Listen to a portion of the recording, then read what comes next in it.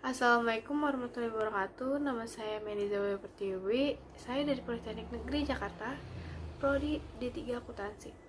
Di sini saya ingin berterima kasih kepada dosen pembimbing saya, yaitu Bu Hayati Fatima dan Ibu Mia Andika.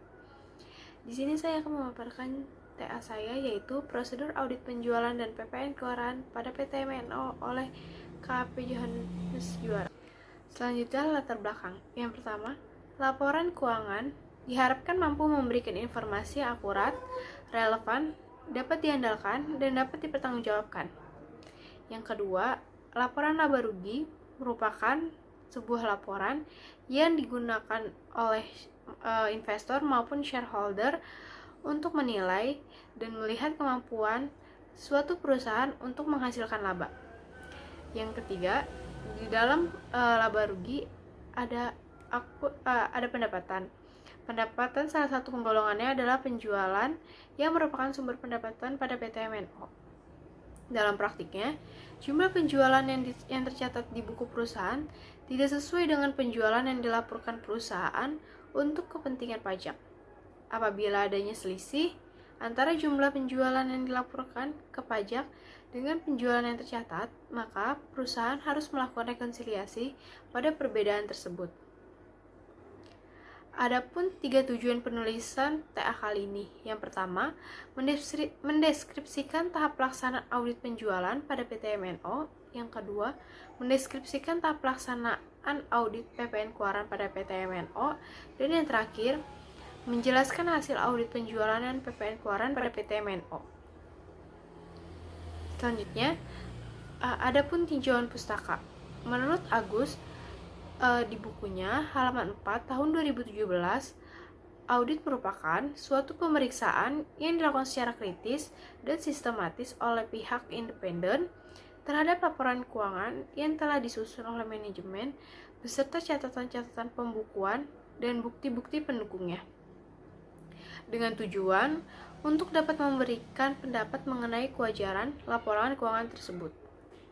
Selanjutnya, menurut Martani, tahun 2016, halaman 204, di dalam bukunya mendefinisikan pendapat, yaitu penghasilan yang berasal dari aktivitas normal dari suatu entitas dan merujuk pada istilah yang berbeda, seperti penjualan, pendapatan jasa, bunga, dividen, dan royalti. Selanjutnya, dan menurut Agus, di dalam bukunya halaman 195 tahun 2018, adapun dua pencatatan metode pendapatan. Yang pertama adalah accrual basis. Accrual basis, pendapatan harus segera dicatat ketika diperoleh dan dilaporkan dalam laba rugi pada periode saat terjadi. Sedangkan cash basis, pendapatan diakui setelah pembayaran diterima.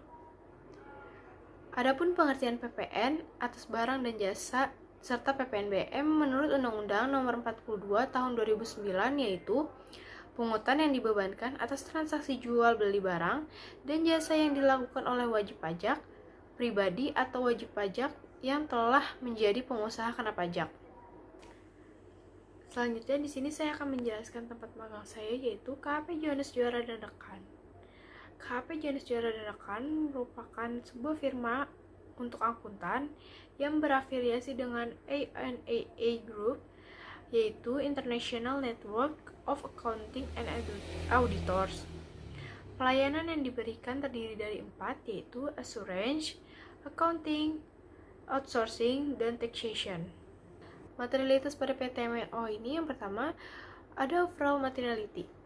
Overall materiality ini diambil dari 2% dari total revenue, yaitu sebesar $61.364,22.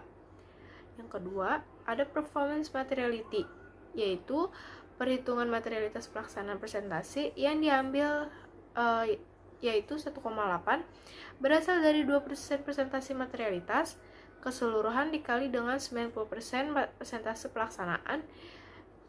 Jadi totalnya $55.227,80. Selanjutnya ada clearly trivial. Ini persentase yang diambil 3% dari materialitas pelaksanaan sehingga totalnya $1.656,83. Selanjutnya ada pelaksanaan prosedur audit penjualan. Yang pertama, meminta data-data pendukung yang berkaitan penjualan. Yang kedua, membuat lead schedule. Yang ketiga, membuat analytical procedure. Yang keempat, melakukan test of control. Yang kelima, melakukan tes sales cut-off. Meminta dokumen-dokumen pendukung yang berkaitan penjualan. Yang pertama itu ada listing penjualan selama tahun 2019. Yang kedua, buku besar penjualan pada PT-MNO tahun 2019. Yang ketiga, buku besar penjualan pada PT-MNO 1 minggu ditambah 3 hari setelah tutup buku. Yang keempat, neraca saldo pada PT-MNO per 31 Desember 2019. Dan yang terakhir, dokumen terkait penjualan pada PT-MNO selama tahun 2019 seperti invoice, PO, DO. Adapun membuat schedule kertas kerja yang berisikan akun yang berkaitan. Di sini penjualan berkaitannya dengan revenue, maka di kolom tersebut adalah sales domestik dan sales return.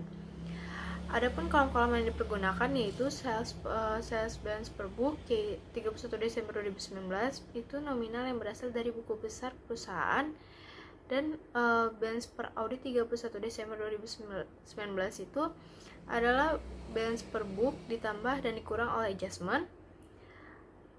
Dan yang terakhir itu balance per audit 31 Desember 2018 itu adalah nominal penjualan dari tahun sebelumnya. Adapun kenaikan maupun penurunan dalam bentuk persentase dan nominal. Dalam hal ini, tahun ini penjualan sales domestik turun sebesar 1% dengan nominal 39.279,54. Selanjutnya ada analytical procedure. Analytical procedure ini gunanya untuk melakukan analisis mengenai kenaikan atau penurunan dengan membandingkan jumlah penjualan tahun ini dengan tahun sebelumnya yang dimiliki oleh entitas. Maka tahun ini penjualannya turun. Selanjutnya melakukan test of control. Yang pertama, memeriksa kelengkapan bukti pendukung dengan melakukan vouching untuk memeriksa bukti bahwa pendapatan yang diperoleh secara kredit benar-benar terjadi yang dilakukan oleh klien. Auditor meminta bukti pendukung berupa invoice dan bukti pendukung lainnya. Yang kedua, membuat kertas kerja pemeriksaan penjualan tahun 2019. Untuk memudahkan proses vouching, auditor membuat kertas kerja yang berisikan rincian penjualan PT-MNO tahun 2019. Yang ketiga, memastikan bahwa transaksi telah dicatat ke dalam buku besar.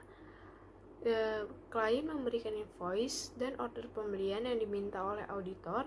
Kemudian auditor memeriksa nomor dan tanggal invoice tersebut untuk dicocokkan dengan nomor tanggal transaksi yang dicatat pada jurnal dan buku besar. Dan yang terakhir, memeriksa otorisasi.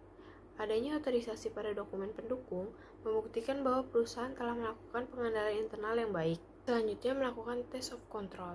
Yang pertama, memeriksa kelengkapan bukti pendukung dengan melakukan vouching untuk memeriksa bukti bahwa pendapatan yang diperoleh secara kredit benar-benar terjadi yang dilakukan oleh klien. Auditor meminta bukti pendukung berupa invoice dan bukti pendukung lainnya. Yang kedua, membuat kertas kerja pemeriksaan penjualan tahun 2019. Untuk memudahkan proses vouching, auditor membuat kertas kerja yang berisikan rincian penjualan PT-MNO tahun 2019. Yang ketiga, memastikan bahwa transaksi telah dicatat ke dalam buku besar. Klien memberikan invoice dan order pembelian yang diminta oleh auditor. Kemudian auditor memeriksa nomor dan tanggal invoice tersebut untuk dicocokkan dengan nomor tanggal transaksi yang dicatat pada jurnal dan buku besar. Dan yang terakhir, memeriksa otorisasi. Adanya otorisasi pada dokumen pendukung membuktikan bahwa perusahaan telah melakukan pengendalian internal yang baik.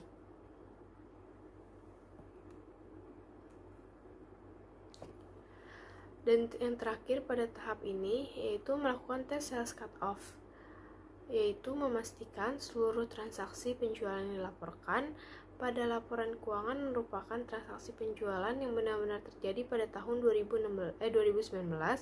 Tidak ada transaksi penjualan tahun 2020 yang dicatat sebagai tahun 2019 maupun sebaliknya. Selanjutnya, adapun pelaksanaan prosedur audit PPN Keuangan yang terbagi menjadi 2 langkah. Yang pertama, membuat lead schedule, dan yang kedua, merekapitulasi surat pemberitahuan masa PPN. Langkah pertama, membuat lead schedule. Membuat lead schedule ini sama dengan membuat lead schedule revenue, tetapi hanya membedakan hanya kolom reconciliation. Gunanya lead schedule ini berisikan kertas kerja yang berisikan ringkasan akun yang berkaitan. Karena di sini membahas taxation, maka PPN Keuangan masuk ke dalam taxation ini. Dan yang kedua adalah merekapitulasi surat pemberitahuan masa PPN. Merekapitulasi ini kertas kerja yang digunakan untuk memastikan bahwa semua penjualan yang tercatat selama tahun 2019 sudah disetorkan dan dilaporkan dengan benar. Dan di slide yang terakhir, adapun hasil audit penjualan PPN Keuangan. Yang pertama, dikarenakan adanya journal adjustment yang diberikan klien terhadap auditor yang berkenaan dengan klien salah menjurnal atas invoice nomor 58 dan seharusnya yang benar adalah 81, sehingga dapat dilihat bahwa internal counter perusahaan kurang baik. Selain mempengaruhi penjualan, hal ini mempengaruhi PPN Keuangan. Dan untuk PPN Keuangan, selain terpengaruh dengan penjualan, selain itu terpengaruh juga karena terjadinya keuntungan dalam mengonversikan mata uang rupiah dengan mata uang asing, karena pada saat terjadi transaksi kurs tengah lebih besar daripada kurs berlaku pada hari terjadinya transaksi ataupun sebaliknya. Sekian presentasi dari saya, kurang lebihnya mohon maaf. Wassalamualaikum warahmatullahi wabarakatuh.